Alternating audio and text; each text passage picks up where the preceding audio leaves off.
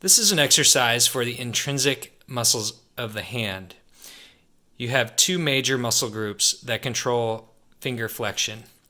The first is the extrinsic group that comes from the forearm, traveling down through the flexor tendon sheath and the pulleys of the finger. And they bend or flex the distal two joints of the hand. If those become dominant and overloaded, in rock climbers in particular, you can overload and damage the pulley. So these exercises can be good for balancing the strength of the hand. The intrinsic muscles of the hand, they live in the hand, as the name would suggest, and there are three main intrinsic muscles for these fingers here.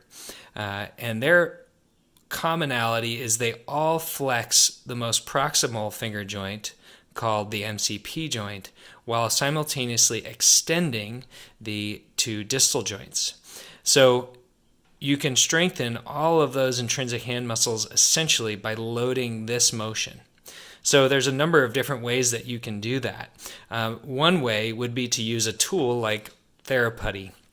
Theraputty is essentially like silly putty, just comes in different densities or firmness levels, and you can shape it into any form you want to, train various functions of the hand. In this case, we're looking at that combined MCP flexion and distal joint extension. And what we're going to use is kind of like a roll shape. So you can roll it up so you can get most of your fingers around it. From there, you can then basically make a little shelf with your other hand. You'll kind of extend the wrist there, and then you'll bring these fingers down to engage those finger pads right here. This is where you want all of the load of the putty going.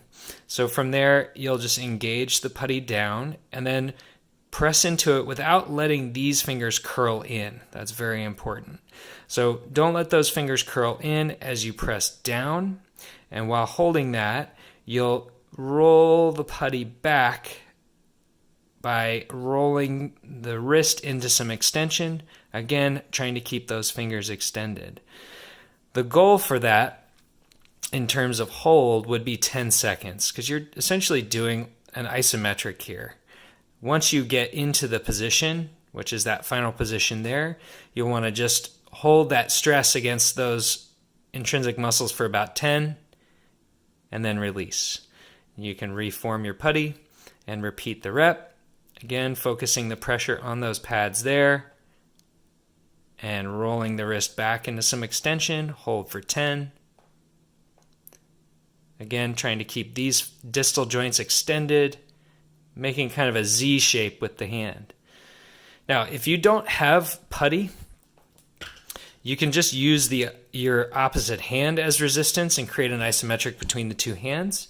You just take your knuckles and match your fingers to your knuckles and then get pressure on those most proximal finger pads and get some compression, and then rock that wrist back into extension, holding there, pressing down into your knuckles as firmly as you can, holding for 10 seconds.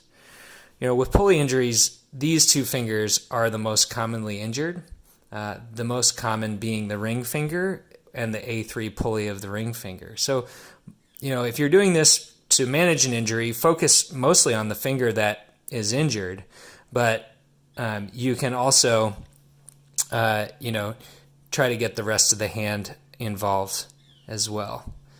So that's one option. These intrinsic hand muscles also are involved with the spreading and closing of the fingers, or adduction. So we have the palmar interossei that do that, and then the dorsal interossei that do this. So you can work on things like doing a pinch of the putty, if you do have putty, so squeezing or pinching like a scissor. That would be another kind of intrinsic hand exercise.